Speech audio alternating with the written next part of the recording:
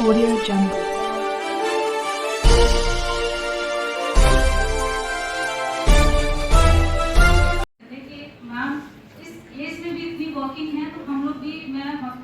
नारी शक्ति वंदन अधिनियम आधी आबादी को मिला पूरा अधिकार। बहराइच में महिलाओं की प्रेस वार्ता।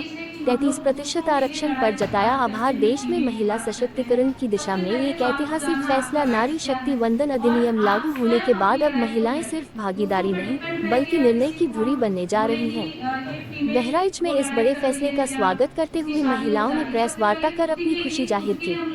बहराइच के कलेक्ट्रेट सभागार में आयोजित इस प्रेस वार्ता में जनपद की प्रभावी और प्रतिष्ठित महिलाओं ने हिस्सा लिया, जहां इस अधिनियम को महिलाओं की सम्मान, अधिकार और सशक्तिकरण का नया अध्याय बताया गया। प्रेस वार्ता को डॉक्टर राजू सिंह, डॉक्टर निधि मल, डॉक्टर दया कुमारी, डॉक्टर निशा शाही और अधिवक्ता एकता जायसवाल समेत कई प्रमुख महिलाओं ने संबोधित किया। वक्ताओं ने कहा कि अब महिलाएं सिर्फ वोटर नहीं रहेंगी बल्कि देश की नीतियों को तय करने में भी निर्णायक भूमिका निभाएंगी। नसीम रिजवी, ब्यूरो चीफ, पवन। से शुरू हुआ था, 1963 में शुरू हुआ, 1973 में इसके लिए कोशिश की जा रही थी, महिला आरक्षण बिल लाई है, लेकिन कुछ न कुछ क्योंकि इसके लिए बारे में मैं यही कहना चाहूँगी कि बहुत अच्छी पहल है, क्योंकि जब हम घर बना सकते हैं, सोसाइटी बना सकते हैं, तो हम उसी सोसाइटी के लिए पॉलिसीज़ भी बना सकते हैं। और ये सशक्त करने के लिए महिलाओं को, क्योंकि वहाँ जब बैठेंगे तो जो हमारी निजी दिक्कतें हैं, प्रॉब्लम्स हैं, हम उनके बारे में बहुत अच्छी तरीके से बात कर पाएंगे और उसका एक सोल्यूशन निकाल पाएंगे।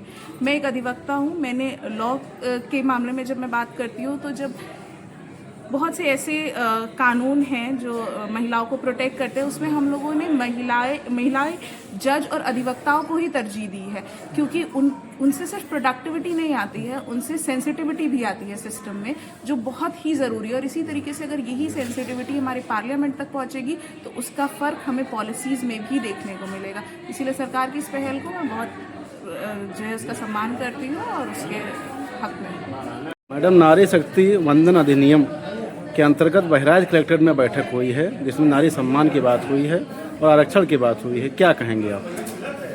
पहले तो आपको नमस्कार, मैं एडवोकेट एकता जायसवाल। एक अधिनियम वर्तमान सरकार ने पारित किया है, नारी सशक्तिकरण, जिसमें हमें 33% का रिजर्वेशन मिलेगा। वर्तमान समय में हम सिर्फ 13.8% हैं और यदि 33% का रिजर्वेशन मिलता है हमें, तो मैं तो ये कहूँगी कि पंचायत से पार्लियामेंट की तैयारी हो रही है। और 33% का रिजर्वेशन मान के चलिए कि हर दूसरे परिवार में एक महिला ऐसी होगी जो हमारे क्षेत्र का प्रतिनिधित्व कर रही है। मैडम, जो महिलाएं सभासद या प्रधान, उन्हें क्या कहना चाहेंगे?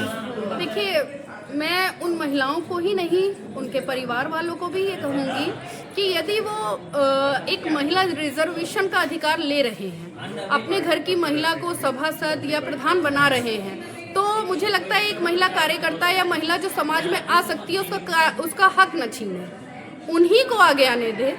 इसके लिए हमें, आपको, सबको जागरूक होना पड़ेगा। ठीक।